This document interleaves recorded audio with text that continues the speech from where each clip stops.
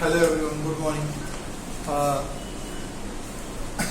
अब हम बात करते हैं हमारे नेक्स्ट लेक्चर की तरफ। जो हमारा नेक्स्ट लेक्चर है इनकम फ्रॉम अदर सोर्सेस। हमने लास्ट लेक्चर में देखा इनकम फ्रॉम अदर सोर्सेस के ऊपर हमने टॉपिक स्टार्ट किया।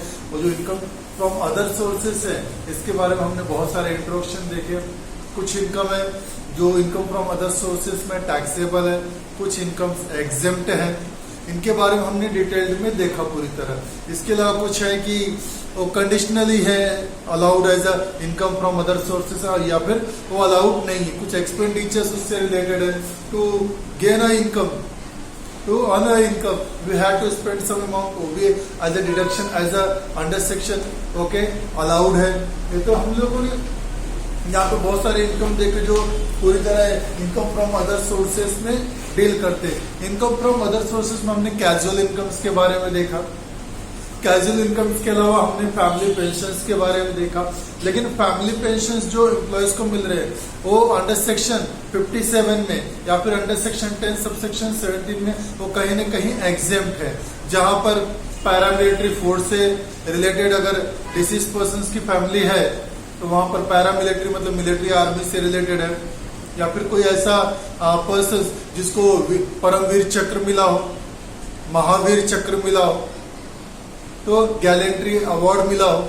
अगर कोई जो आर्मी मैंस हैं या सोल्जर्स हैं हमारे देश के, ये बहुत सारी लड़ाइयाँ होती हैं, there are too many fights. अगर इन फाइट्स या लड़ाइयों में उनकी डेथ होती है तो उनके फैमिली को जो फैमिली पेंशन्स मिल रहा है उस फैमिली पेंशन्स को टैक्सेबल किया जाता है। लेकिन उसके लिए कंडीशंस दिया गया है।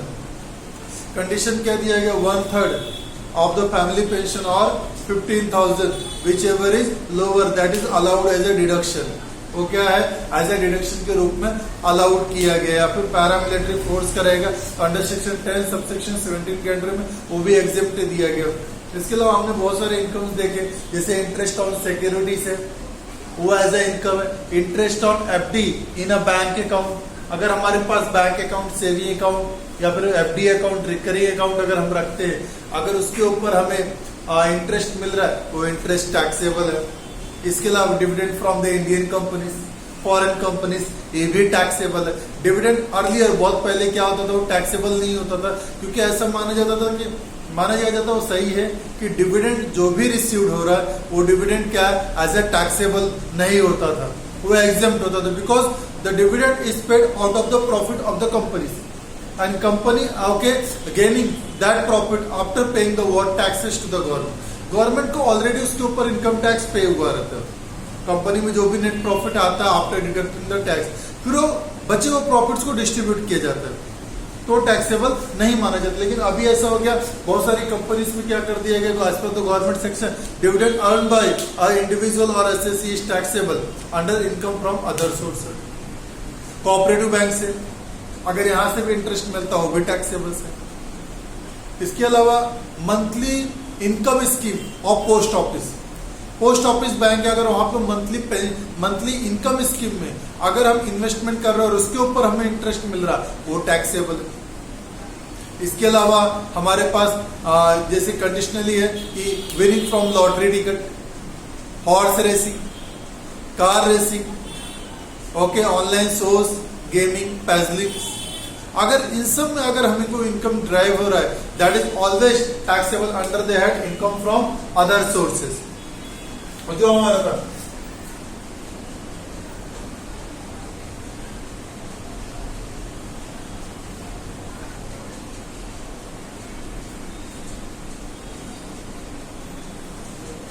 इनकम फ्रॉम अदर सोर्सेज में आ जाएगा। इसके अलावा था interest on NSC, national saving scheme. NSC पे जो भी इंटरेस्ट मिलता that was exempt. Agricultural income under section 10 subsection 10 है, ये भी क्या है एग्जेम्प्ट है। अंडर सेक्शन 10 में बहुत सारे एग्जेम्पशन एग्जेम्पशंस के ऊपर मैं एक टॉपिक और आऊंगा आपके लिए लेके, जिसके ऊपर हम लोग केवल exemptions of the income tax के बारे में पूरी तरह आपको यहाँ पे हम लोग डिस्ट्रीब्यूट करेंगे। ओके, डिस्ट्रीब्यूट मतलब पूरा एक्सप्लेनेशन दूंगा आपको उसके में, तो वो चीज हो गया। इसके अलावा हमारे पास जो कॉन्सेप्ट था इसके अंदर की इसमें क्लियरली ये मेंशन किया गया कि ऐसे कोई इनकम जो अदर हेड्स ऑफ इनकम में नहीं फॉलो हो रहे वो यहाँ इंटरेस्ट के बारे में देखा, कैजुअल इनकम्स के बारे में। हाँ, लेकिन कैजुअल इनकम्स जैसे मैं कुछ इनकम्स बता रहा हूँ, जैसे winning from lottery ticket, online game, source puzzling, horse racing, इन सब में जो भी इनकम डेराइव होगा वो taxable at the rate of 30%। और 30% फ्लैट रेट से क्या होता है, उसको डायरेक्टली टैक्स लगेगा। वो अदर हेड्स ऑफ इनकम में तो आएगा, लेकिन उसको अलग से टैक्सेबल किया जाएगा। वो यहाँ पे एज अ कंडीशनली टैक्सेबल, मतलब जो गवर्नमेंट ने स्लैब रेट दिया उसके अंदर उस कैटेगरी को नहीं ले, उसके ऊपर डायरेक्टली टैक्स लगेगा। उसी तरह long term capital gain, short term capital gain में भी कुछ इसी तरह, उसके ऊपर हम जब टॉपिक पे आएंगे तो उसके ऊपर पूरी तरह हम लोग डिस्कशन करेंगे। तो इनकम फ्रॉम अदर सोर्सेज में हमने बहुत सारे इनकम्स देखे थे, जैसे इनकम रिसीव्ड बाय एमपी और MLAs. Income received by MP और एमएलएस क्या था, वो टैक्सेबल है, लेकिन जो अलाउंसेस मिलते हैं एमपी एमएलएस को वो क्या था, वो टैक्सेबल नहीं था, जिसके बारे में हमने पूरा डिटेल्स में देखा था। Just a minute.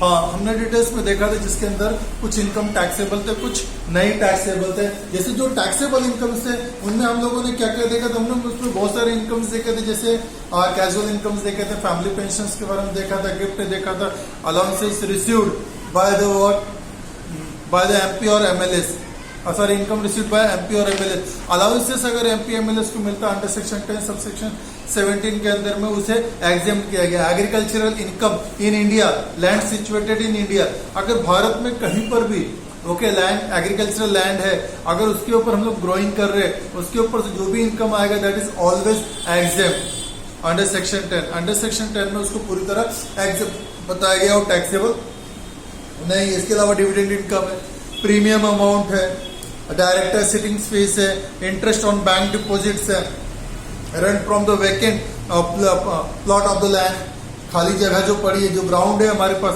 अगर वहां से हमें कोई इनकम जनरेट हो रहा है वो इनकम पूरी तरह क्या है, एग्जेम्प्ट है। इसके अलावा एग्रीकल्चरल इनकम वो एग्जेम्प्ट है। Interest on income tax refund, income tax जब रिफंड होता है विथ इंटरेस्ट अगर कर रहा है income tax department, that is allowed as a okay sorry that is taxable under that income from other sources. इसके अलावा examinership okay fees okay charge by a teacher from the other university और other schools.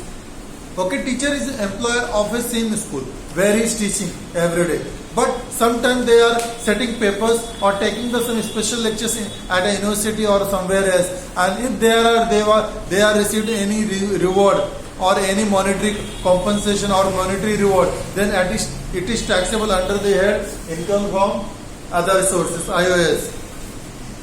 इसके अलावा compensation है, some received as a keyman insurance policy, advance money forfeited, okay, courses of negotiation of the transfer of capital assets, इसके लिए भी है। इसके अलावा जो टैक्सेबल नहीं थे उनकी भी हमने एक लंबी लिस्ट देखी थी, जिसमें एग्रीकल्चरल इनकम अलाउंसेस है। इसके अलावा interest on the post office deposit, post office में अगर हम डिपॉजिट रखते हैं उस पर इंटरेस्ट मिलता है, दैट इज एग्जेम्प्ट। लेकिन हम पोस्ट ऑफिस में मंथली इनकम स्कीम में अगर इन्वेस्ट कर रहे हैं तो उसमें जो इंटरेस्ट मिलेगा वो क्या जाता है, टैक्सेबल हो जाएगा। उसके बाद बात करते हैं लोग taxability of the gift sections. अगर किसी को गिफ्ट मिल रहा है तो उसको कैसे टैक्सेबल किया जाएगा, जो हमारा इनकम फ्रॉम अदर सोर्सेज में बोला गया। अगर किसी को गिफ्ट के बारे में देखते हैं, अगर किसी को गिफ्ट किस में मिल रहा है, मनी में मिल रहा है, मॉनेटरी टर्म्स में।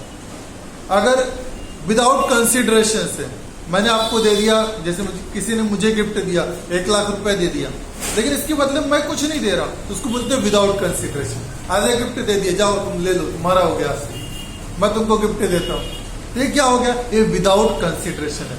विदाउट कंसिडरेशन जैसे हम लोग टैक्सेस में बोलते हैं नो क्विड प्रो क्यू, मतलब मैं कुछ टैक्स भरता हूं तो उसके बदले मैं ये नहीं बोलता कि मुझे इतना कुछ सरकार बना के दे, मेरे घर के इधर ही रोड बना, मेरे इधर ही सारी सुविधाएं करके दे, ऐसा नहीं है।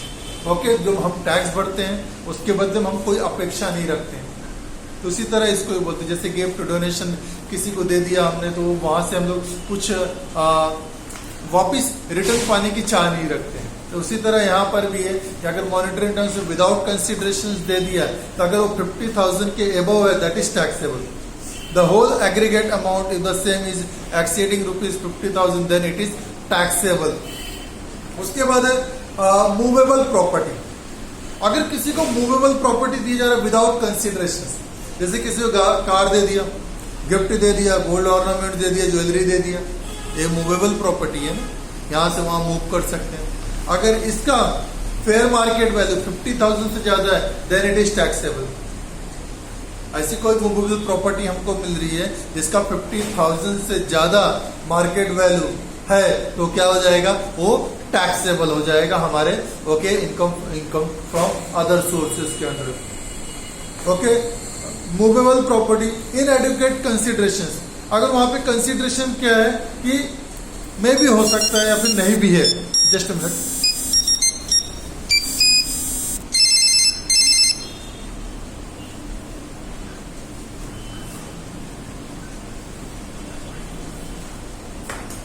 अगर हमारा कंसीडरेशन हो भी सकता है, कंसीडरेशन नहीं भी हो सकता है, या फिर है ही नहीं पर्याप्त मात्रा में। ओके, कि जैसे इन एडुकेट कंसीडरेशन मतलब हो जाएगा कि हमने कुछ मांगा उसके अंदर से, जैसे मैंने किसी को 5 लाख का गिफ्ट गोल्ड दे दिए और उसके बदले में केवल 10,000 लिया, तो जो डिफरेंस है फेयर मार्केट वैल्यू के हिसाब से, अगर वो डिफरेंस 50,000 से ज्यादा इंक्रीज करता है then it is taxable, market value देखा जाएगा। उसके बाद इमूवेबल प्रॉपर्टी, जो प्रॉपर्टी मूव भी नहीं हो सकती, एक ही जगह पे एग्जिस्ट है। अगर ये प्रॉपर्टी जैसे किसी को जमीन दे दिया, लैंड दे दिया, प्लॉट ऑफ द लैंड और हाउसेज दे दिया, या फिर ऐसी कोई प्रॉपर्टी जो इमूव हो सकती हो, जमीन और घर के अलावा कुछ हो ही नहीं सकते ज्यादा, तो उसका जो स्टैम्प ड्यूटी रहता है, अगर उसका स्टैम्प ड्यूटी 50,000 से ज्यादा है देन इट इज टैक्सेबल। तो क्लियर हो गया।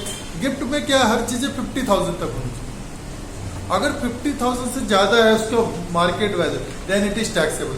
मॉनेटरी टर्म में है तो खुद ही लिक्विड है, तो लिक्विड कैश जो है अगर वो 50,000 ज्यादा टैक्सेबल। कोई मूवेबल प्रॉपर्टी है उसका फेयर मार्केट वैल्यू 50,000 ज्यादा है देन इट इज टैक्सेबल, जो भी फेयर मार्केट वैल्यू रहेगा उसका। उसके अलावा अगर इमूवेबल प्रॉपर्टी दे रहे, इमूवेबल प्रॉपर्टी के केस में क्या हो जाएगा, अगर उसका स्टैम्प ड्यूटी 50,000 से ज्यादा है, जब भी हम कोई जमीन या घर खरीदते तो उसकी स्टैम्प ड्यूटी भरनी पड़ती है, उस स्टैम्प ड्यूटी के ऊपर बहुत सारे टैक्सेस आते हैं।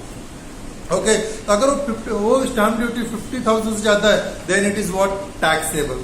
तो इनकम क्या हो जाएगा आपका टैक्सेबल। कितना टैक्सेबल होगा इमूवेबल प्रॉपर्टी केस में, जो उसका स्टैम्प ड्यूटी वैल्यू रहेगा वो वैल्यू टैक्सेबल होगा, ना कि पूरा घर का कॉस्ट होगा।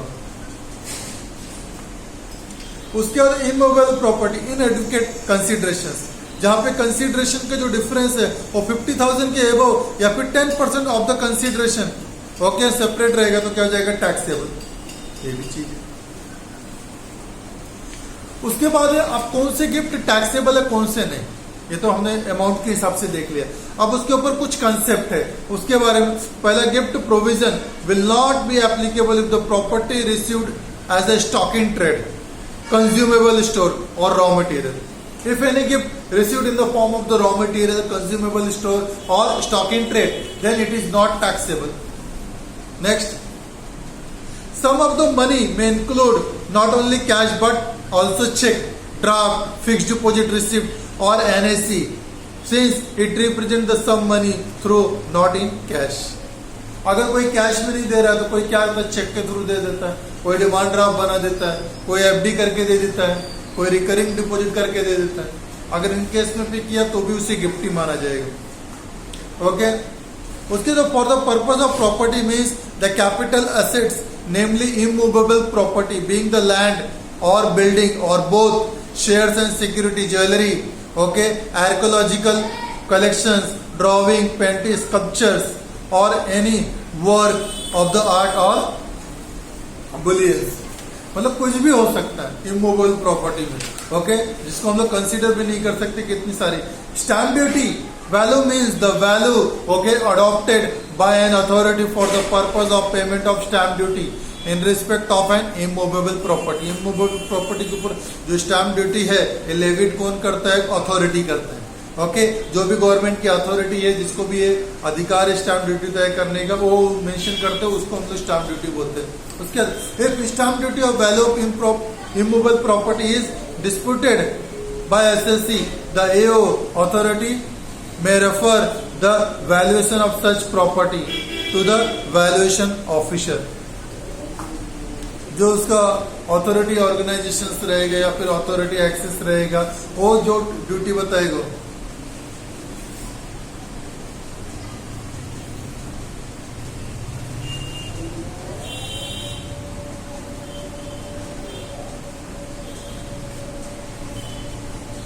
अब इसमें लिखा है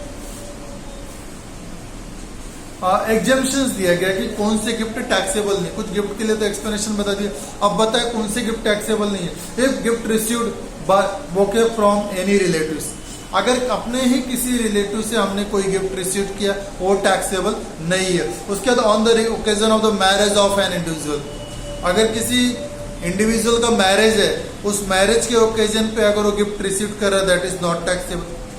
अंडर अ विल और बाय वे ऑफ इनहेरिटेंस, अगर कोई विल है, कोई वसीयत है, किसी ने अपनी वसीयत बनाई हुई है। वसीयत मतलब हम लोग विल बोलते हैं इंग्लिश में। इंग्लिश मतलब अपनी जायदाद के वारिस को उन लोगों ने डिक्लेयर किया। इनहेरिटेंस है, पूर्वजों से जमीन मिलती आ रही है, एक से दूसरे के नाम पे, दूसरे से तीसरे के नाम से, दादा से बेटे के नाम पे, ओके, बेटे से पोते के नाम पे, पोते से पर पोते के नाम पे। तो यही क्या है, ये सारी डिटेल्स परफेक्टली बताई गई। मतलब किसी रिलेटिव से मिलेगा या फिर बिल के थ्रू हमारे ऊपर ट्रांसफर हो रहा है, वो हमारा एज ए इनकम नहीं माना जाएगा। वो तो हमारी जमीन जो हमारे पूर्वजों से हमारे नाम पे होती आ रही है, उस केस में वो जमीन क्या होगा, टैक्सेबल नहीं होगी। ओके, अंडर विल या फिर मैरिज के ओकेजन मिल रहा है। In okay contemplation of death of the pair और डोनर, इन केस में भी अगर आपको किसी ने डोनेट कर रहा है कोई, जैसे फॉर एग्जांपल मैं किसी के यहाँ पे काम करता हूँ, उसने क्या बोला, अगर मेरी डेथ हो जाए तो मेरे डेथ के बाद इसको प्रॉपर्टी मिल जाएगी, तो टैक्सेबल नहीं है। डेथ के बाद किसी के नाम पे ऑटोमेटिक जैसे फैमिली मेंबर्स के नाम पे ट्रांसफर होती है, तो भी टैक्सेबल नहीं है। फ्रॉम एनी लोकल अथॉरिटी, किसी लोकल अथॉरिटी से अगर हमें प्रॉपर्टी या फिर गिफ्ट मिल रहा है, कोई गिफ्ट मिल रहा है, तो भी टैक्सेबल नहीं है। फ्रॉम एनी फंड और डोनेशन और यूनिवर्सिटी, कोई फंड या डोनेशन मिल रहा है, टैक्सेबल नहीं है। ओके, कोई ट्रस्ट या इंस्टीट्यूशन दे रहा है एजुकेशनल पर्पस के लिए या फिर हॉस्पिटल्स के लिए, वो गिफ्ट भी टैक्सेबल नहीं है।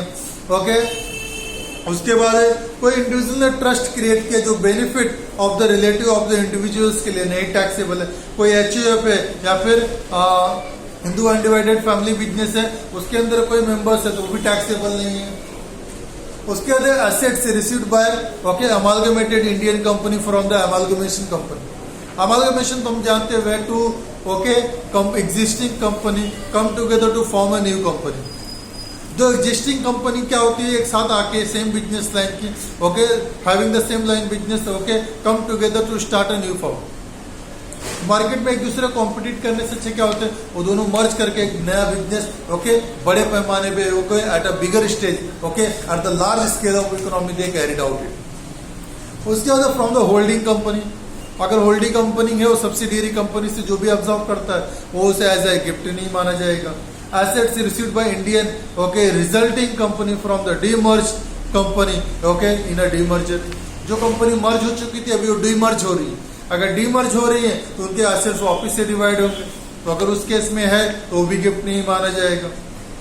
Any shares received by share holder under the amalgamation और डीमर्जर, ये भी नहीं है। ओके, अब रिलेटिव्स का मतलब बताया गया। इनकम फ्रॉम अदर सोर्सेस में रिलेटिव्स कौन कौन हो सकते हैं। रिलेटिव्स में भी स्पाउस ऑफ इंडिविजुअल, जो इंडिविजुअल है इंडिविजुअल की स्पाउस मतलब उसकी लाइफ पार्टनर हो सकते हैं। ओके, जैसे कोई इंडिविजुअल मैं हूँ, मेरा स्पाउस कौन, मेरी वाइफ होगी, तो अगर मेरी वाइफ है तो उसके लिए उसका स्पाउस मैं होऊंगा, हस्बैंड। ओके, तो ये भी होता है। स्पाउस मतलब केवल लेडीज नहीं होगी, हमें कंसिडर करना है जीवन साथी जिसके साथ मैरिड हुए हैं। समझ में आ गया, अगर मेल है उसके लिए फीमेल स्पाउस हो गया, कोई फीमेल है उसके लिए मेल स्पाउस हो गया। उसके बाद ब्रदर और सिस्टर ऑफ द इंडिविजुअल, जो इंडिविजुअल उसके भाई बहन हो सकते हैं। ओके, ब्रदर और sister of the spouse of the individual.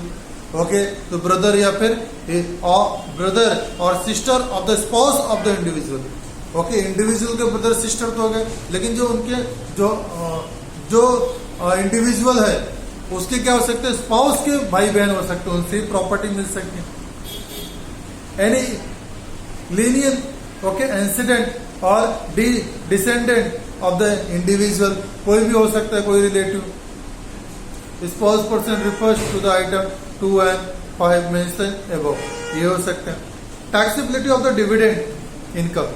Okay, taxability of the dividend income में क्या होता है, any income by the way of the dividend received from the company whether domestic or foreign is taxable in the hands of the shareholder at normal rate of tax। अगर कोई dividend हमें Indian company से मिल रहा है वो क्या हो जाएगा, वो टैक्सेबल है। मैंने बताया अर्लियर ये टैक्सेबल नहीं था, लेकिन अब क्या हो गया, ये टैक्सेबल हो गया। Okay, with effect from the 1 April 2020। Okay, 1 अप्रैल 2020 से उसको क्या कर दिया गया, टैक्सेबल कर लिया गया।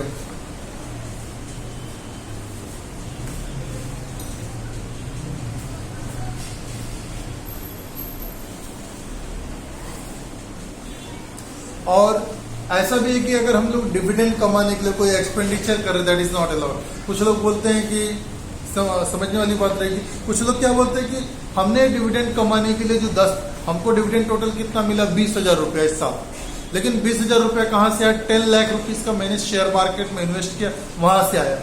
तो 20,000 रुपया मैंने कमाया, मतलब एटलीस्ट 2%। लेकिन 20,000 कमाने के जो 10 लाख रुपए मैंने इन्वेस्ट किया शेयर मार्केट, ये 10 लाख मैंने लोन लेके डाला जिसके ऊपर मैं वो क्या 1% टैक्स पे कर रहा हूँ, इंटरेस्ट पे कर रहा हूँ 10,000। तो यहाँ पे अलाउड है एक्सपेंडिचर है, लॉटरी टिकट्स के लिए नहीं है। अगर लॉटरी टिकट के लिए हम लॉटरी खरीदते रहे और एक बार लग गई, तो ऐसा नहीं बोल सकते कि हमने बार बार खरीदा था और एक बार लग गई, तो ऐसा हो सकता है। ओके, तो एक्सपेंडिचर हमको अलाउड करो। कोई लॉसेस अराइज हुआ हमको, कोई भारी लॉस होता है, हम लोग ऑनलाइन गेमिंग सोर्स पर देंगे, फिर हम बोले जो इनकम वो वहां से एडजस्ट होगा, नहीं, वो भी अलाउड एज एक्सपेंडिचर नहीं है। ओके, जो ऑनलाइन गेमिंग पजलिंग सोर्स है सबसे है, वहां से नहीं हमको कोई एक्सपेंडिचर अलाउड है।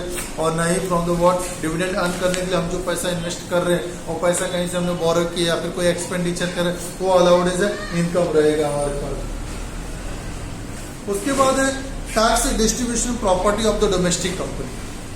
Every domestic company which has declared, distributed or paid any amount by way of dividend, okay, on or before 31st March 2020, okay, where out of the current accumulated profit shall be charged taxed on the distributed rate 20.56%। इसके हिसाब से हो जाएगा। उसके बाद है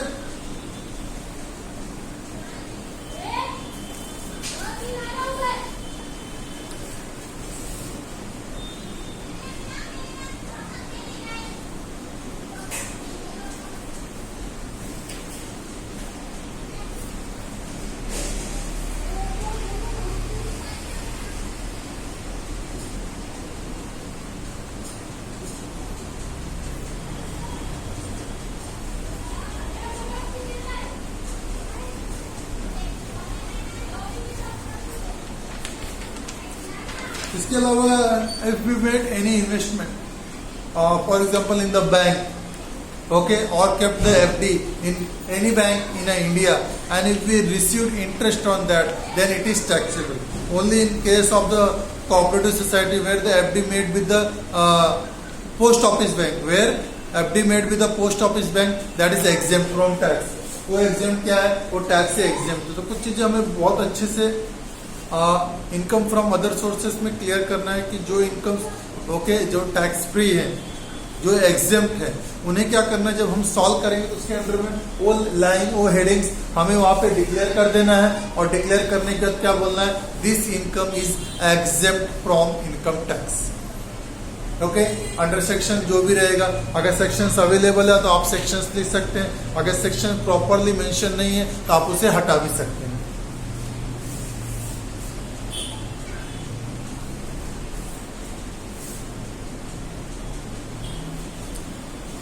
तो आइए, तो हमने इंट्रोडक्शन तो बहुत देखा, चलो हम लोग देखते हैं इसके ऊपर कुछ क्वेश्चंस को हम सॉल्व करके देखते हैं जो इनकम फ्रॉम अदर सोर्सेस में आते हैं, जिसको हम बेसिकली ओके अंडरस्टैंड करते हैं सम सॉल्यूशंस के थ्रू। जैसे इसके अंदर एक बहुत अच्छा क्वेश्चन दिए गए हैं,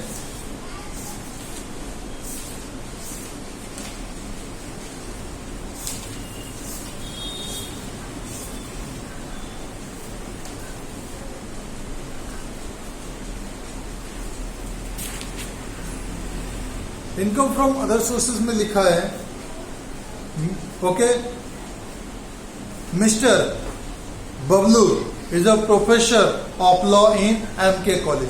मिस्टर एमके बबलू कौन है, एक प्रोफेसर है। वो कहाँ पे प्रोफेसर है, एमके कॉलेज में।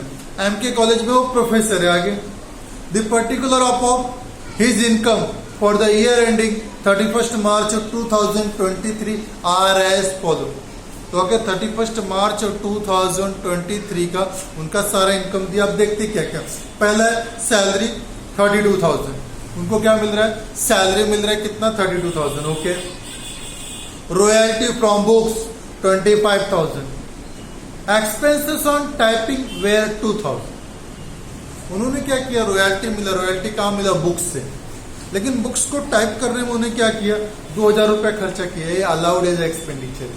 अभी जो 32,000 उनको मिला एज ए सैलरी, वो इनकम फ्रॉम सैलरी में टैक्सेबल। याद रखना, अगर किसी भी इंडिविजुअल्स को जहां पे वो नौकरी कर रहा है, वर्किंग कर रहा है, सर्विस कर रहा है, वहां से अगर उसको इनकम मिल रहा है, that will charge under the head income from salary. ये चीज याद रखना। उसके बाद है रॉयल्टीज फ्रॉम बुक्स। रॉयल्टीज मिल रहा है, कॉलेज से तो नहीं मिल रहा, बाहर से मिल रहा है। तो क्या है, इनकम फ्रॉम अदर सोर्स। लेकिन याद रखना, किसी इनकम को कमाने के लिए अगर कोई ऐसा एक्सपेंडिचर किया जो अलाउेबल एक्सपेंडिचर है और बिना उस एक्सपेंडिचर को हम कर ही नहीं सकते, तो अलाउड एज एक्सपेंडिचर है। तो बुक्स के केस में ऐसा है कि रॉयल्टीज कमाने के लिए अगर आप कुछ एक्सपेंडिचर करते हो वो अलाउड एज एक्सपेंडिचर है। तो 25,000 रुपीज हमने क्या रॉयल्टीज अर्न करने के लिए 2,000 हमने क्या किया, एक्सपेंडिचर किया, वो अलाउड है। केवल कहाँ अलाउड नहीं, लॉटरी टिकट्स में नहीं और डिविडेंड्स में नहीं। उसके बाद है honorarium received from a management institute as a visiting lecturer for ₹3,000, conveyance for visiting lectures is 200। अच्छा, अभी हमारा ये कहाँ पे है, मिस्टर बबलू कहाँ पे है, ये मिस्टर बबलू एमके कॉलेज में है। अब इन्होंने क्या किया, एमके कॉलेज से 32,000 फीस मिला, वो इनकम फ्रॉम सैलरी में चला गया। लेकिन इनको फिर क्या मिला, रॉयल्टीज मिला 25,000 का। लेकिन उसके लिए इन्होंने क्या किया, रॉयल्टीज कमाने के लिए जो बुक था उसका प्रिंटिंग का 2,000 पे किया, तो टोटल 23,000 नेट इनकम। अभी इनको क्या हो गया, एज अ लेक्चरर ऑनरेरियम इनको मिला कहाँ से, दूसरे इंस्टीट्यूशन से। तो वहां पे तो नौकरी नहीं कर रहे, वहां के लिए सर्विस तो नहीं दे रहे, इसलिए वहां पे सर्वेंट नहीं है उनके, वहां पे सर्विस करने वाले नहीं थे, उनको इनकम फ्रॉम अदर सोर्सेस में माना जाएगा। तो 3,000 मिला। लेकिन 3,000 हॉनरेरियम लेने के लिए इन्होंने क्या किया, 200 रुपीज खर्चा करके गए। इनको क्या हो गया, ट्रैवलिंग एक्सपेंसेस, कन्वेंस गया। कन्वेंस एक्सपेंसेस जो ऑफिशियल पर्पस या फिर वर्किंग के पर्पस से हम मूव करते हैं उसे हम लोग क्या बोलते हैं, कन्वेंस एक्सपेंसेस। आप ट्रांसपोर्टेशन चार्जेस भी डाल सकते हो कैरी करने के लिए अपने आप को। ओके, तो 200 रुपीज उन्होंने विजिटिंग एक्सपेंसेस किया ट्रैवलिंग में, तो अलाउड एज एक्सपेंडिचर है। तो 3,000 माइनस 200 हो जाएगा। उसके बाद examinership fees from the university of Mumbai. University of Mumbai के वर्कर नहीं है बबलू। बबलू कहाँ पे, प्रोफेसर एमके कॉलेज में। अगर मुंबई यूनिवर्सिटी से या फिर कोई अदर यूनिवर्सिटी, अदर कोई इंस्टीट्यूशन से कोई भी इनकम मिलता है, इनकम फ्रॉम अदर सोर्सेज। उसके बाद family pension 42,000 on the death of her wife from his employer. Okay, उसको क्या फैमिली पेंशन मिल रहा है, वाइफ शायद, ओके, वाइफ, ओके, इसकी वाइफ कहीं ऑफिस में थी, कहीं से थी, उसको फैमिली पेंशन के रूप में मिल रहा है। अगर ये फैमिली पेंशन के रूप में मिल रहा है तो क्या हो जाएगा, टैक्सेबल। लेकिन इसमें कोई डिडक्शन है, वो डिडक्शन हम लोग देखेंगे। 1/3 of the family pension received, 1/3 of the family pension received और ₹15,000 विच एवर इज लोअर। दोनों में से जो कम रहेगा, लोअर रहेगा, वही क्या हो जाएगा, exempt. 1/3 of the family pension received और है। लेकिन अगर कोई पैरामिलिट्री फोर्स का रहेगा या फिर कोई ऐसा पर्सन जो जिसको परमवीर चक्र मिला, महावीर चक्र मिला, वीर चक्र मिला या फिर गैलेंट्री अवार्ड मिला है, वो सब तो सब डेथ पे मिलता है। तो उसके फैमिली को डिसीज्ड, ओके, आर्मी मेंस के फैमिली को अगर फैमिली पेंशन मिलता है that is exempt. Okay, as per the section defined 115 BAC। Okay, उसके अंडर में भी डिफाइंड है। और दूसरा हमारे पास क्या है, ओके, पैरामिलिट्री अंडर सेक्शन 10 के अंडर में दिया गया, वो भी क्या हो जाएगा, एग्जेम्प्ट हो जाएगा। समझ में आ गया। यहाँ 42 मिला, इसके लिए कंडीशन बता दिया मैंने। 1/3, 142 का 1/3 करेंगे तो आता है 14,000 और मैक्सिमम कितना 15,000। दोनों में से लोअर कौन था, 14, बराबर। तो जो 42,000 है, 42,000 minus 14,000 will be exempt. Okay, तो अंडर सेक्शन 57 में एग्जेम्प्ट हो जाएगा। हमें total allowed sorry taxable amount कितना आएगा, 42 में से 40,000 गया, हमें 28,000 केवल टैक्सेबल आएगा, पूरा 42 टैक्सेबल नहीं होगा। As per the income tax some exemptions are there allowed. उसके बाद she received Dronacharya award, she received Dronacharya award 10,000 for the best teacher of the year from the state government. State government और central government से education से related अगर कोई भी award मिलता हो, अवार्ड क्या है, पूरी तरह एग्जेम्प्ट इनकम है। उस अवार्ड में जो भी मॉनेटरी रहेगा या फिर मॉनेटरी रूप में रहेगा वो सब पूरी तरह क्या एग्जेम्प्ट है। अंडर सेक्शन 10 सबसेक्शन 17 में 17A में दिया गया है कि पूरी तरह क्या एग्जेम्प्ट। तो आओ हम तो सॉल्व करते हैं। सबसे पहले इनकम फ्रॉम अदर सोर्सेस है, तो सबसे पहले नेम ऑफ द एसएससी, ये क्या है, मिस्टर बबलू, मिस्टर बबलू। उसके बाद है प्रीवियस ईयर, हमारा प्रीवियस ईयर क्या है 2022, 2023, 2022 एंड 2023। ये हमारा हो गया नेम ऑफ द एसएससी और प्रीवियस ईयर हमारा हो गया। ओके, अब हम इसमें बात करते हैं कि कंप्यूटेशन किस तरह होगा इनकम फ्रॉम अदर सोर्सेस का। सबसे पहले यहाँ पे हम अमाउंट कॉलम ले लेते हैं। ये हमारा अमाउंट कॉलम हो गया।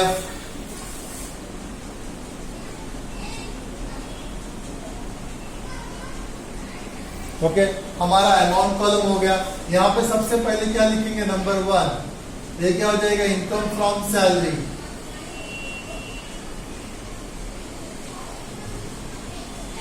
इनकम फ्रॉम सैलरी, इसे एमके कॉलेज से कितना मिला है, 32,000 एज ए इनकम मिला है, तो 32,000 रुपीज यहाँ लिख दिया जाएगा।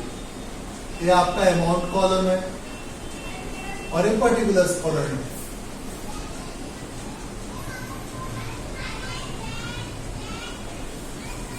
$32,000 हो गया। इसके अलावा उसे एमके कॉलेज से और कुछ नहीं मिला। बात करते हैं दूसरा, number 2, income from other sources.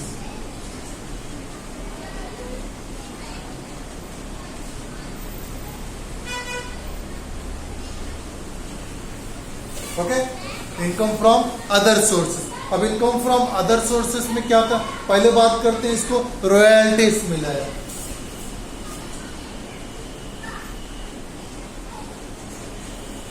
Royalties है, रॉयल्टीज इसको कितना मिला, 25,000। रॉयल्टी कितना मिला, 25,000। लेकिन 25 अर्न करने के लिए उन्होंने क्या किया, 2,000 रुपीज उन्होंने क्या किया, टाइपिंग पे एक्सपेंडिचर किया, तो 2,000 एग्जेम्प्ट हो जाएगा।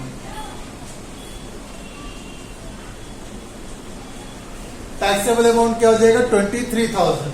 उसके बाद इनको मिला है ऑनरेरियम।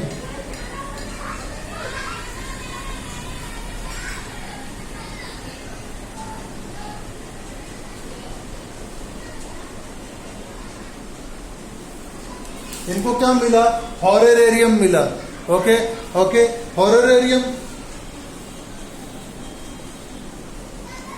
ओके, इनको कहां से मिला, अलग मैनेजमेंट इंस्टीट्यूट से मिला 3,000 रुपया। लेकिन वो 3,000 रुपया इन्होंने लेने के लिए क्या किया, 200 रुपया एज ए कन्वेंस एक्सपेंडिचर किया। वो 200 रुपया as a allowed as a expenditure है। तो total 2,800 rupees only taxable under the head income from other sources. Next है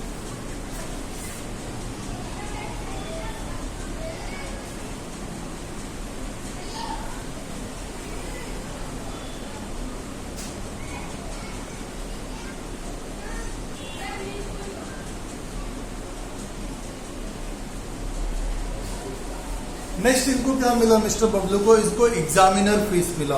एग्जामिनर फीस कहां से मिला उनको, मुंबई यूनिवर्सिटी से। यूनिवर्सिटी से मिला, किस लिए, पेपर सेट किया रहेगा या फिर कुछ भी, वो पूरा का पूरा क्या taxable under the head income from other sources. क्योंकि ओके, मिस्टर बबलू का एमके कॉलेज के एम्प्लॉय है, ना कि यूनिवर्सिटी के। तो 1,000 रुपीज, 1,000। अब मिस्टर बबलू को फैमिली पेंशन मिला। फैमिली पेंशन कितना मिला, 42,000। उसे इनर कॉलम भी लिखते हैं। जो इनको 42,000 रुपीज मिला उसे इनर कॉलम में। क्यों? इसमें डिडक्शन है अंडर सेक्शन 57 में।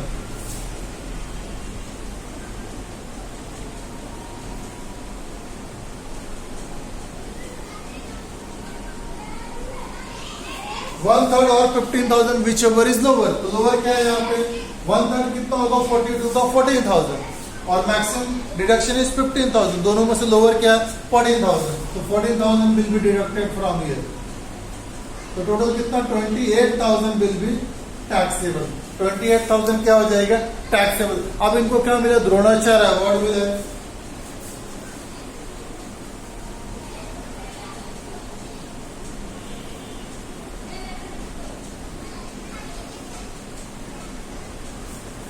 इनको जो द्रोणाचार्य अवार्ड मिला वो क्या? एग्जेम्प्ट है। ओके, ये क्या है? Exempt under section 10 subsection 17A। अगर स्टेट गवर्नमेंट या सेंट्रल गवर्नमेंट से कोई अवार्ड मिलता है पब्लिक इंटरेस्ट में या फिर आपको मिलता है, वो क्या हो जाएगा? हमेशा टैक्स फ्री रहेगा, उसके ऊपर कभी भी कोई टैक्स नहीं लगेगा। तो ये क्या हो गया? एग्जेम्प्ट हो गया। हमारा टोटल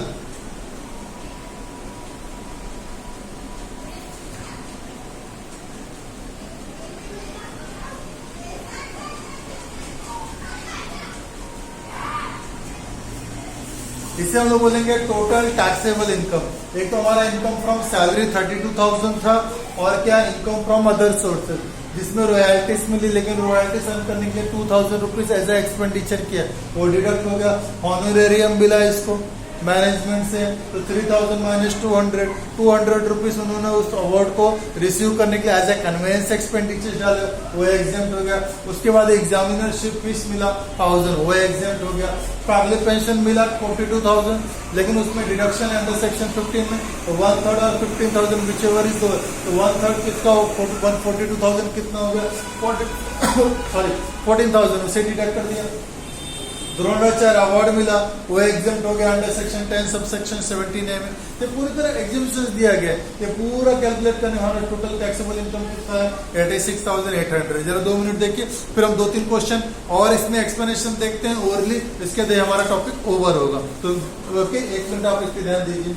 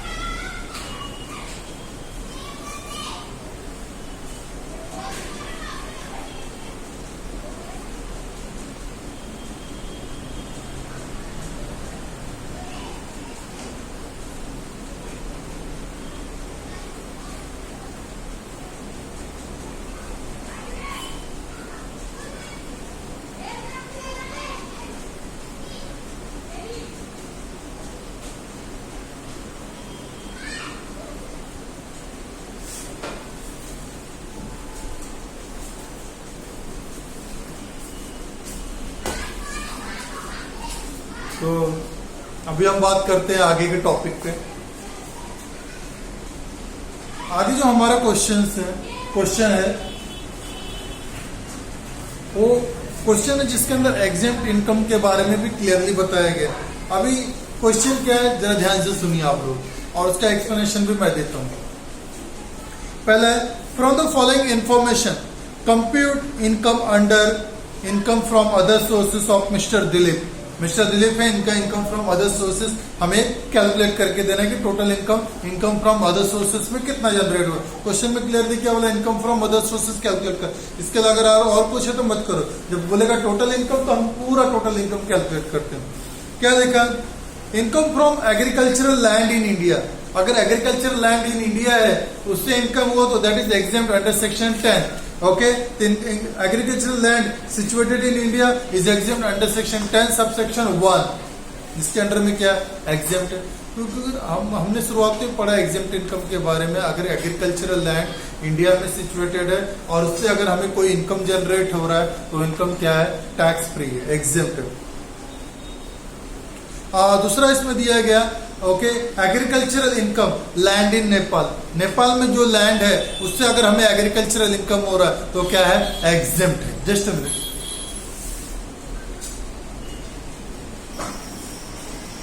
ओके, एग्रीकल्चरल इनकम अगर जनरेट हो रहा है, अगर वो land situated in India, exempt. अगर लैंड सिचुएटेड आउटसाइड इंडिया और कोई इंडियन रेसिडेंट रिसीव कर रहा है then it is what, taxable. तो income from agriculture land in India it is exempt under section 10 subsection 1। ये तो क्लियर हो गया। दूसरा क्या दिया है, okay, agricultural land situated in Nepal and income earn ₹10,000 then it is taxable, क्योंकि एग्रीकल्चरल लैंड का आउटसाइड इंडिया है तो उसे इसके ऊपर अगर कोई इनकम जनरेट होता है तो वो टैक्सेबल होता है। उसके बाद mister Dilip is a tenant of mister Sunil. Mister Dilip जिस हाउस में रह रहे हो क्या है, रेंटेड है। मतलब क्या है, उन्होंने सुनील से साथ कोई हाउस लिया है या फिर जिस हाउस में रह रहे हैं या फिर कोई और हाउस, उसे क्या किया है, रेंट पे लिया।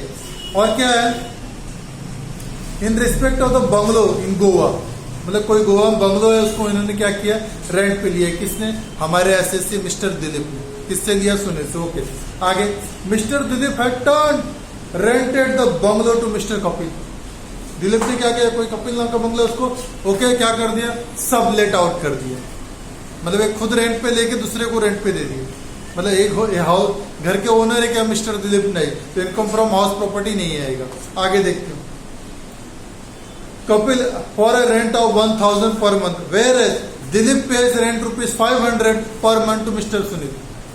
दिलीप ने क्या किया, सुनील का जो घर भाड़े पे लिया था, रेंट पे लिया था, इसको इन्होंने लेट आउट कर दिया 1,000, तो 12,000 रुपया मिस्टर दिलीप को मिल रहा है।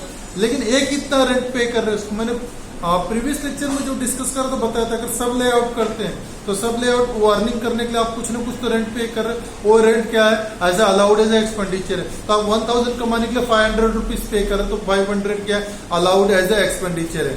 समझ में, अगर सब एक्सपेंडिचर अलाउड नहीं, as per the income tax department जो एक्सपेंडिचर अलाउड करेगा हम उसी एक्सपेंडिचर को as allowed as a expenditure करेंगे हम उसको। ओके, आगे क्या लिखा है, तो यहाँ पे 12,000 मिल रहा है इनको, 1,000 पर मंथ मिस्टर दिलीप को कपिल से, तो 12,000 as a income from okay other sources के अंडर में आ गया, sublet out of the house property, ये आ गया। लेकिन इस 12,000 को अर्न करने के लिए 500 पर मंथ मिस्टर सुनील को दे रहे, जो okay real owner of the original owner of the property. तो 500 इंटू 12 6,000, तो 12,000 अर्न करने के लिए 6,000 पे करें, तो 6,000 एज अ अलाउड एक्सपेंडिचर है। तो 12,000 माइनस 6,000 ये हमारा 6,000 आ जाएगा। उसके बाद है interest earn during previous year 2022-23, interest on deposits with bank it is taxable ₹500, तो 500 क्या हो जाएगा, टैक्सेबल हो जाएगा income from other source. Interest on public provident fund it is exempt under section 10 subsection 11। Under section 10 subsection 11 में क्या exempt है। आगे, interest on government securities net ₹12,000 and tax deducted at source, TDS deduct करके 12,000 रुपये हमको मिला, हमको मतलब मिस्टर दिलीप को। मिस्टर दिलीप को 12,000 रुपया दिया, कितना, 1,200 रुपये टीडीएस काटने के बाद। और मैंने आपको बताया था interest is always taxable on the gross basis not on the net basis. तो total interest on the okay, government securities पे कितना हुआ था इनका 13,200। 13,200 टोटल ग्रॉस था, 12,000 plus 1,200 net income plus TDS दोनों को ऐड कर दिया तो कितना हो गया 13,200। तो 13,200 क्या होगा, टैक्सेबल होगा। ओके, उसके बाद lottery price net ₹50,000, tax deducted at source 20,000, he purchase lottery ticket worth ₹3,000। Mister Dilip ने क्या किया, कोई लॉटरी टिकट में कोई लॉटरी टिकट खरीदा था जिसपे इसको एक प्राइस लग गया, और प्राइस लगने के बाद इसे नेट इनकम कितना मिला 50,000 रुपीज इसे दिया गया लॉटरी कंपनी के थ्रू। After deducting ₹20,000 as a TDS, 20,000 रुपए टीडीएस काटने के बाद 50,000 उसे दिया गया। टीडीएस कितना काट लिया गया 20,000 और दिया कितना उसको 50। तो टोटल विनिंग अमाउंट क्या था 70,000। Yes, okay, income is always taxable on the gross basis. तो टोटल 70,000 हमें लिखना होगा, वो याद रखना। अगर टीडीएस डिडक्ट होकर कोई इनकम मिलता तो आप उसको वापस उसमें ऐड बैक कर देंगे। उसके बाद ही रिसीव्ड, सॉरी इसने लॉटरी टिकट भी खरीदा 3,000 का। ही परचेस्ड लॉटरी टिकट वर्थ ₹3,000। वो लॉटरी टिकट 1,000 में खरीदे चाहे 1 करोड़ में खरीदे, वो अलाउड एज एक्सपेंडिचर नहीं है। लॉटरी टिकट से अगर इसको कोई एक्सपेंडिचर कोई लॉस भी होता है और लॉस भी अलाउड एज एक्सपेंडिचर नहीं है। वो क्या है, okay okay, non okay allowable expenses हैं, वो expenses are disallowed under the income tax act. Income tax act हमारा क्लियरली बोलता है कि कोई एक्सपेंडिचर अगर इस इनकम को पाने के लिए किया गया, लॉटरी, गेमिंग, पर्सनिंग, वो income as a disallowed expenditure, वो एक्सपेंडिचर अलाउड नहीं, क्योंकि लॉटरी क्या है, ये कोई एक सिंगल इनकम से रिलेटेड नहीं है। आप लॉटरी पूरी जिंदगी भर खरीदते हो, हमेशा नहीं लगता हो, गेमिंग है, पजलिंग है, तो उसमें अलाउड एक्सपेंडिचर नहीं है। उसके बाद है he received a refund from income tax department pertaining to the assessment year 2018-2019 amounting to excess income tax ₹2,000 and interest ₹500। मैंने थोड़ी देर पहले बताया था interest on the income tax refund. Income tax refund पे अगर कोई अमाउंट आपको आ रहा है तो आपको तो चलो आपने एक्सेस टैक्स पे किया तो रिफंड आ रहा है, लेकिन अगर इंटरेस्ट के साथ में रिफंड करे तो इंटरेस्ट आपको एक्सेस अमाउंट मिल रहा है, एक एक्सेस इनकम मिल रहा है, तो अलाउड एज अ एक्सपेंडिचर है, वो टैक्स क्या हो जाएगा, अलाउड एज अ एक्सपेंडिचर हो जाएगा, बहुत अच्छा हो जाएगा आपके लिए। ओके, तो सिंपल हो गया। यहाँ पे कुछ चीजें ध्यान देने लायक क्या थी कि हमने प्रीवियस जो क्वेश्चन देखा, बहुत अच्छा क्वेश्चन था, उसमें जो इनकम हम लोग को पाना था, जैसे किसी ने क्या किया, मिस्टर बबलू जो थे, मिस्टर बबलू, इन्होंने क्या किया, इन्होंने रॉयल्टी अर्न करने के लिए 2,000 रुपीज खर्च किया, तो अलाउड एज एक्सपेंडिचर। ऑनरेरियम इनको रिसीव हो रहा था किसी यूनिवर्सिटी किसी मैनेजमेंट से, उसको रिसीव करने के लिए गए तो 200 रुपीज कन्वेंस को डाला, वो अलाउड एज एक्सपेंडिचर उनका, वो एक्सपेंडिचर उनको अलाउड है। इसके अलावा अभी की केस में हमने क्या देखा कि घर को सब लेआउट किया है, रेसिडेंशियल हाउस प्रॉपर्टी को सब लेआउट किसने किया, टेनेंट। टेनेंट ने क्या किया, मिस्टर दिलीप ने, मिस्टर क्या किया सूरत से, ओके सॉरी, मिस्टर दिलीप ने मिस्टर सुनील से क्या किया, रेंट पे लिया। तो मिस्टर सुनील कौन है, original owner of the company, okay, mister Dilip कौन हो गया, टेनेंट। मिस्टर दिलीप ने फिर क्या कर दिया, उसको मिस्टर कपिल को लेट आउट कर दिया और कपिल से 1,000 रुपीज चार्ज कर रहे, राइट। और मिस्टर कपिल क्या कर रहे थे, सुनील को कल 500 दे रहे थे, या 500 पर मंथ आपका एक्सेस इनकम था इंटू 12 मंथ, तो 6,000 रुपीज आपका क्या हो गया, एक्सेस इनकम के रूप में आ गया। तो एक्सेस इनकम क्या होगा, आपका इनकम हो गया, ओके, आपका प्रॉफिट के रूप में आ गया।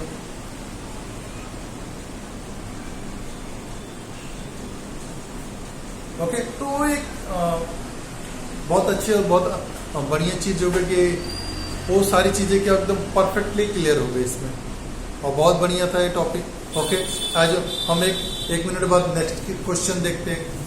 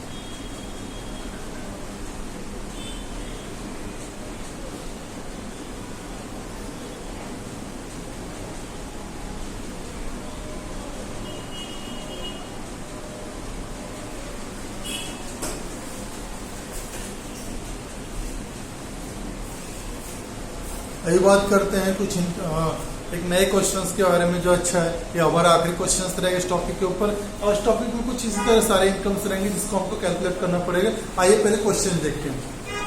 क्वेश्चन हमारा क्या है, mister Lakdawala, okay sorry mister Lakdawala submit the following details for the incomes in the year ending for the incomes for the year ending 31st March 2023।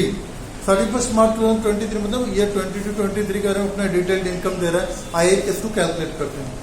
He has rented his factory, इसने क्या किया, इसका एक फैक्ट्री उसको rent पे दे दिया। चलो देखते हैं आगे क्या है। Along with plant, machinery, furniture for lump sum hire charge of ₹1 lakh। अगर कोई ऐसा घर या फिर कोई ऐसी प्रॉपर्टी आप देखते हो जिसके अंदर वेल फर्निश्ड एवरीथिंग है, वो इनकम फ्रॉम अदर सोर्सेस में चार्ज होता है। ओके, तभी यहाँ पे इसके ऐसे फैक्ट्री जिसके अंदर प्लांट, मशीनरी, फर्नीचर सब है, उसको रेंट पे दे दिया। कितना चार्ज कर रहे हो, 1 लाख। तो 1 लाख क्या हो जाएगा, will be charge under the head income from other sources हमारे टॉपिक्स में। लेकिन याद रखना, अगर किसी एसेट्स को हम क्या कर रहे हैं कि रेंट पे दे रहे हैं, और उसके लिए अगर कुछ उसको मेंटेन रखने के लिए अगर हम कुछ एक्सपेंडिचर करते हैं, वो एक्सपेंडिचर एज अ अलाउड है फ्रॉम दैट इनकम। वो इनकम क्या हो जाएगा, डिडक्शन अलाउड है। वो हमने प्रीवियस लेक्चर में भी देखा था, कोई एसेट्स है उसके मेंटेनेंस पे, रेनोवेशन पे, डेप्रिसिएशन पे अगर हम कुछ खर्चा करते हैं तो खर्चा अलाउड एज ए एक्सपेंडिचर। या तक कि उस एसेट्स को मेंटेन रखने के लिए अगर हमने किसी वर्कर को रखा, उसको सैलरी पे करे तो सैलरी भी अलाउड एज ए एक्सपेंडिचर है। Okay, but as per the what limited. Okay, ऐसा नहीं होना चाहिए कि आदमी कुछ भी पढ़ा लिखा नहीं, कुछ नहीं, आप जो कंपनी में अकाउंटेंट दिखा के इसको 50-50 हजार रुपया दे। अगर कोई ऐसा लगेगा इनकम टैक्स को कि आप इसको इसके ओके एबिलिटी से एक्सेस पेमेंट कर रहे हो, तो उतना पेमेंट क्या हो जाएगा, डिसअलाउड हो जाएगा। चलो आइए देखते हैं। 1 लाख रुपीज एक फैक्ट्री बिल्डिंग जो है रेंट पे दिया, जिसके अंदर प्लांट, मशीनरी सब है, सब प्रॉपर सेट है, उसके साथ दिया 1 लाख, तो 1 लाख इनकम हो गया। आगे देखते हैं। The following expenses where इनकट। अब कुछ एक्सपेंसेस भी इनकट किया है, किसने, मिस्टर लकड़ावाला ने। क्या किया है, रिपेयर्स ऑफ बिल्डिंग 10,000, तो 1 लाख रुपीज में से 10,000 एज अलाउड एज एक्सपेंडिचर, क्योंकि बिल्डिंग को मेंटेन रखने के लिए खर्चे किए। आगे रिपेयर्स टू मशीनरी ₹5,000, ये भी अलाउड एक्सपेंडिचर। ये 1 लाख रुपीज में से 10 लाख बिल्डिंग का रिपेयर, 5,000 रुपया मशीनरी का रिपेयर, अलाउड एक्सपेंडिचर। आगे परचेज फर्नीचर वर्थ ₹3,000, 3,000 का फर्नीचर का परचेज किया, तो 3,000 का जो फर्नीचर परचेज किया अलाउड एज एक्सपेंडिचर नहीं, क्योंकि एक्सपेंडिचर ही नहीं है, तो परचेज ऑफ एसेट्स है। 3,000 का जो फर्नीचर परचेज किया वो परचेज है, वो एक्सपेंडिचर नहीं है। अगर एक्सपेंडिचर रहेगा तो ही अलाउड है, ये तो परचेज है। Purchase is the increase in the assets, उसका कोई डिडक्शन नहीं, जस्ट इंफॉर्मेशन के रूप में। आगे depreciation on building, machinery and furniture amounted to ₹8,000 as per income tax rule. Income tax rule के हिसाब से डेप्रिसिएशन अगर उतना है, इनकम टैक्स ने उसको अप्रूव किया, then it is allowed as expenditure है। और डेप्रिसिएशन बिल्डिंग, प्लांट, मशीनरी ये सब पे अलाउड एक्सपेंडिचर, तो ये 8,000 रुपये भी क्या हो जाएगा, अलाउड हो जाएगा। ओनली क्या डिसअलाउड हुआ, 3,000 परचेज का फर्नीचर का। आगे salary paid to maintenance staff 20,000, जो हमारा मेंटेनेंस का जो स्टाफ है उसे 20,000 क्या किया गया, सैलरी पे किया, अलाउड एज एक्सपेंडिचर। अगर किसी एसेट्स को मेंटेन करने के लिए हमने किसी वर्कर को रखा, उसको सैलरी पे कर रहे तो अलाउड एज एक्सपेंडिचर। उसके बाद contribution to provident fund deducted from salary during the year ₹2,000। 2,000 क्या कर रहे हैं, ओके प्रोविडेंट फंड में हम लोग जमा करा रहे हैं 2,000, तो ये अलाउड एज एक्सपेंडिचर। आगे देखते हैं। Out of such contribution 1,800 was paid with in the due date okay to the credit of the employees account. अरे अभी क्या हो गया, जो 2,000 रुपये हम प्रोविडेंट फंड भर रहे हैं उसमें से 1,800 तो वर्कर की सैलरी से डिडक्ट हुआ है, तो हम कितना कॉन्ट्रीब्यूशन दे रहे हैं, ओनली 200 रुपीज। तो 2,000 रुपीज टोटल कॉन्ट्रीब्यूशन दे रहे हैं, जिसमें आउट ऑफ विच 1,800 किसके अकाउंट से, वर्कर के अकाउंट से हम लोगों ने डिडक्ट करके जमा कर रहे हैं। तो टोटल 2,000 में 1,800 रुपीज किसका, वर्कर का, वर्कर के सैलरी से पे हो रहा है। तो हम कितना कंट्रीब्यूशन दे रहे हैं, 200 रुपीज। तो 200 rupees will be what, okay allowed as expenditure. आगे one of the ex employ, sorry salary include payment to close relative which was excessive to extent of ₹2,000। अभी हमने देखा 20,000 रुपीज हमने मेंटेनेंस के लिए जिस आदमी को रखा हो कौन है, ओके, मिस्टर लकड़ा वाला का कोई क्लोज रिलेटिव है, और इनकम टैक्स डिपार्टमेंट ने पाया कि उसको ज्यादा से ज्यादा 18,000 तक दे सकते हैं, 2,000 रुपए एक्सेस पेमेंट कर रहे, तो जो 20,000 एज ए एक्सपेंडिचर, तो उसमें से 2,000 रुपीज डिसअलाउड हो जाएगा, और as per the what, okay, income tax only 18,000 rupees as allowed as a expenditure रहेगा, पूरा 20,000 में से 2,000 रुपए ऐसा लग रहा है क्या उसकी एबिलिटी से ज्यादा दे दिया जा रहा है, तो एक्सेसिव पेमेंट था, तो उसे डिडक्ट कर दो। क्लियर हो गया?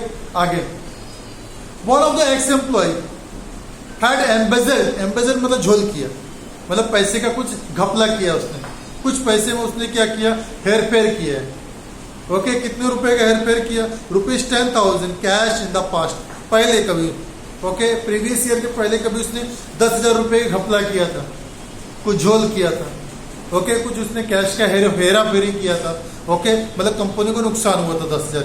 आगे, which was allowed as a deduction in the assessment year 2000, okay, 2019-20 में उसने 10,000 घपला किया था, और इनकम टैक्स डिपार्टमेंट ने उस एक्सपेंस को अलाउ भी किया था, आज वो पैसा मिल गया। देखते आगे कितना।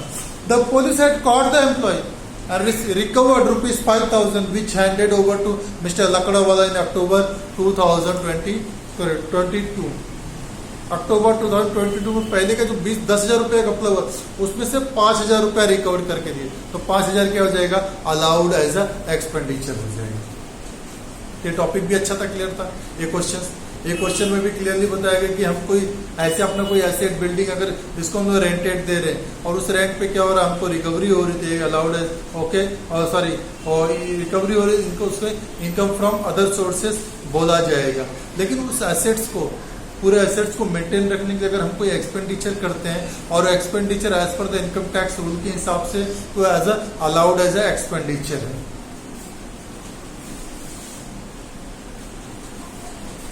तो हमारा टॉपिक बहुत अच्छे से क्लियर था। इसमें और भी कुछ क्वेश्चंस हैं जो आप अपनी टेक्स्ट बुक, ओके, और आपके पास जो क्वेश्चंस अवेलेबल है आप उसमें सॉल्व कर सकते हो। तो इनकम फ्रॉम अदर सोर्सेज बहुत ही अच्छा टॉपिक है। ये टॉपिक क्या हो रहा है कि हमें ऐसे इनकम्स को कवर कर रहे हैं जो incomes other heads of income में टैक्सेबल नहीं, जैसे salary, house property, business profession, capital gain और लॉसेस में कवर नहीं, वो इनकम यहाँ पे टैक्सेबल हो रहा है। हमने डिटेल में पढ़ा है दोनों लेक्चर्स में, और दोनों लेक्चर्स में पूरा ओके एक्सप्लेनेशन पूरी तरह क्लियर है।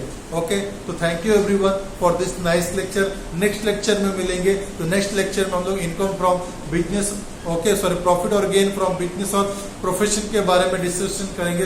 वो भी हमारा एक डिटेल्ड ओके लेक्चर होगा जिसमें ये सारे क्वेश्चंस, ओके, सारे आंसर्स, कुछ सेक्शन, कुछ रूल्स के बारे में बताऊंगा कि बिजनेस एंड प्रोफेशन में क्या एक्सपेंसेस अलाउड है और क्या एक्सपेंसेस डिसअलाउड है, उसके बारे में हम डिटेल पढ़ेंगे और उसको किस तरह सॉल्व करते हैं उसके बारे में हम देखेंगे। So okay, good bye everyone, good day.